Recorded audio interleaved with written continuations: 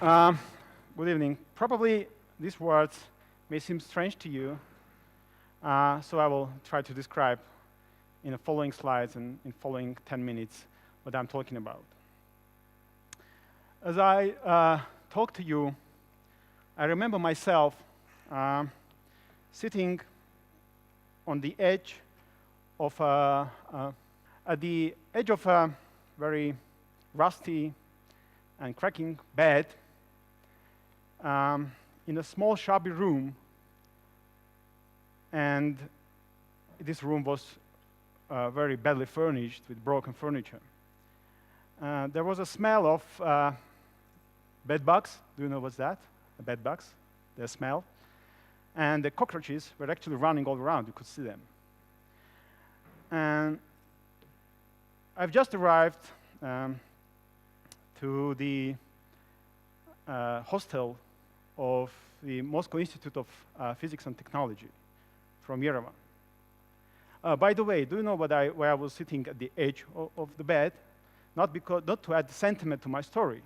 Actually, the springs of the bed were so weak, it was more like a hammock, so you can't really sit deeper. And I've just arrived to this hostel, and you can imagine how I felt about that.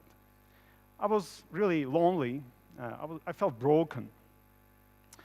And nowhere around I could find anyone who would love me or would care of me. I was eating a piece of a sweet bread, Armenian bread called gata, that was baked for me by my mother just before I left home. And that was my only consolation. But even at that very gloomy state of mind, I didn't regret what I did. I left home to get arguably the best education possible at that time in USSR. And I was able to pass all of these entrance exams only because I studied in one of the best schools in Armenia with brilliant teachers who not only taught me knowledge, but also made me love studying.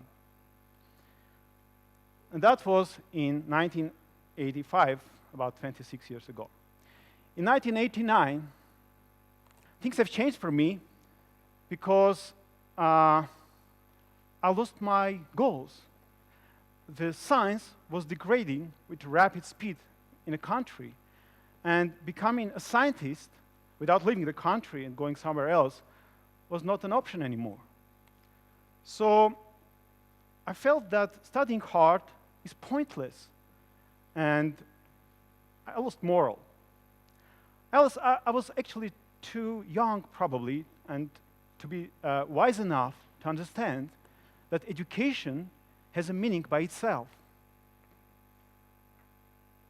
And then started these years, so let me fast forward 20 years. They were full of very different experiences many of us shared who lived in the country of former Soviet Union. We went through hard times. There were periods when for months I could not afford eating meat. And we have all learned life in a hard way. As you may remember, the Soviet Union was demolished, and it led to economical chaos and wars. And exactly at that time, I really understood the real value of education. Because not only it allowed me to survive, it also was the key reason of my current success. But also I learned one more thing. And that was that I was relying too much on what I was told about the world and the life. I was grown with some ideas planted into my brain, and it took a lot of effort and worse, a lot of time for me, a variable time, to change. So I felt like I owe something to my motherland, because I understood it is my motherland that gave me the chance to be successful. So I needed to return that debt. Not only me, some of my good friends had also the same idea. So we got together 6 years ago to figure out what we can do. We went on and established what we named ABBYY Foundation, with the idea to build the ABBYY Learning Hub, a totally new school that will be the best, not only in Armenia, but all over the world. It will be the best school in the world. We understood how hard it will be. But actually, we don't have any option. Why? Because the world has become global, and our children will be competing for their piece of bread and for their jobs with their peers from all over the world, starting from China and Brazil up to US and Europe. And which means that if they lose this competition, not only they will live poor, miserable lives, the whole existence of Armenians is actually at stake.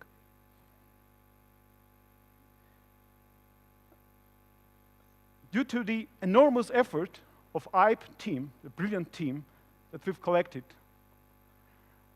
our plans started to materialize about a year ago. This effort was supported also by many generous people that added funds and support to help build the school. But the most interesting things happened in May this year, when the first generation of ABBYY students had to be admitted to the school.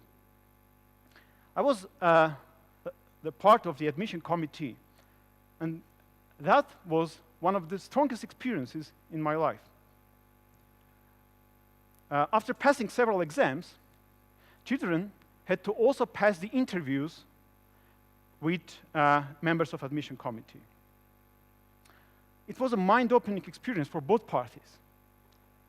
For children, imagine them sitting in front of several people,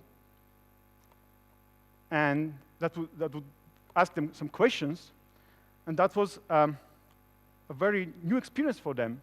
It was all new to them. And for us, we were putting questions to find out more about their characters, their mindsets, their goals.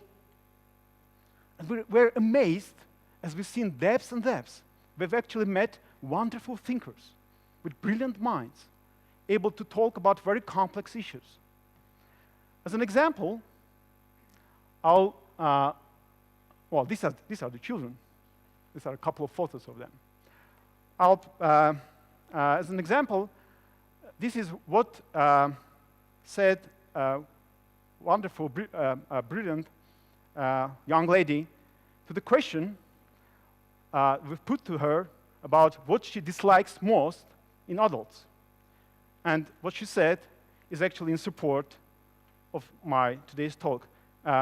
What she said is that often there are adults that don't believe a child may have its own opinion. So she believes that adults should not say that the child is wrong. Instead, they should lead her to the proper way of thinking and help her to build a life based on some principles, but not really guide them and force them into some way. That's basically what she said.